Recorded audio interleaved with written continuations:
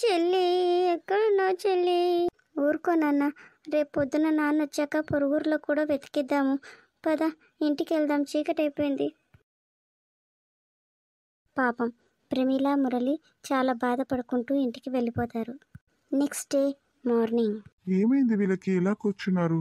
ప్రమీల, ఓ ప్రమీల, ఏమండి? నాన్న నాన్న. ఏమైందిరా మురళి, అలా ఎందుకు ఏడుస్తున్నావు? నాన్న చెల్లి. ఏమైంది ప్రమీల, వీడు చెల్లి అని ఏడుస్తున్నాడు. అసలు నా బంగారు తల్లి ఎక్కడ? తనకేమైంది అసలు? మురళి స్కూల్ నుంచి బయటికి రాగానే మన సుమన కనిపించలేదంటండి. స్కూల్ మొత్తం వెతికినా కనిపించలేదంట.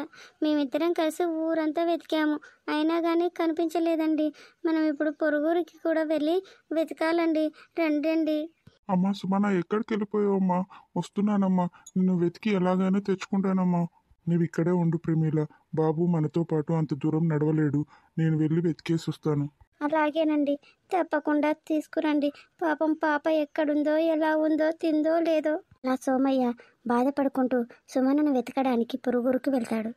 అమ్మ ప్రమీల, సోమయ్య లేడా? లేడండి సర్పంచ్ గారు. మీ పాప ఫోటో పేపర్లో వేశారమ్మా. అవునా సర్పంచ్ గారు? అసలు ఏమనేశారు? ఎంతో మంది ఆడపిల్లల జీవితాలను కాపాడిన చిచ్చర పిడుగు అని పెట్టి మీ అమ్మాయి ఫోటో వేశారమ్మా. అవునా? ఏది చూడనివ్వండి. అవును సర్పంచ్ గారు, ఇది మా అమ్మాయి ఫోటో. ఆయన పేపర్లో ఎందుకు వేశారు? అవును మమ్మీ, ఇది చెల్లి ఫోటోనే. ఇంతకీ సోమయ్య ఎక్కడికి వెళ్ళాడు? పాపను వెతకడానికి పొరుగురికే వెళ్ళాడు సర్పంచ్ గారు. అవునా? నేను పోలీసులకు ఫోన్ చేసి వివరాలన్నీ కనుక్కుంటాను, మీరు ఏమీ బాధపడకండి.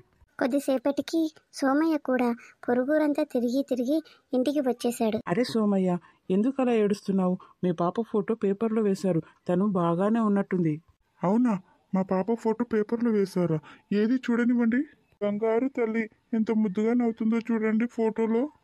కొద్దిసేపటి తర్వాత, అమ్మా చెల్లి వచ్చిందమ్మా, అదిగో చెల్లి వచ్చింది. అమ్మా బంగారు తల్లి, వచ్చావా తల్లి? వచ్చానా? మీ కూతురు అసలు చిచ్చర పిడుగండి. అసలు మీరు అదృష్టవంతులు ఇలాంటి కూతుర్ని కన్నందుకు. మీ కూతురు ఎంతో మంది ఆడపిల్లల జీవితాన్ని కాపాడిందండి. అవునా? అసలేం జరిగిందండి? అసలేం జరిగిందంటే చెప్తాను వినండి. అసలేం జరిగిందో తర్వాయి భాగంలో తెలుసుకుందాం. అంతవరకు సెలవు.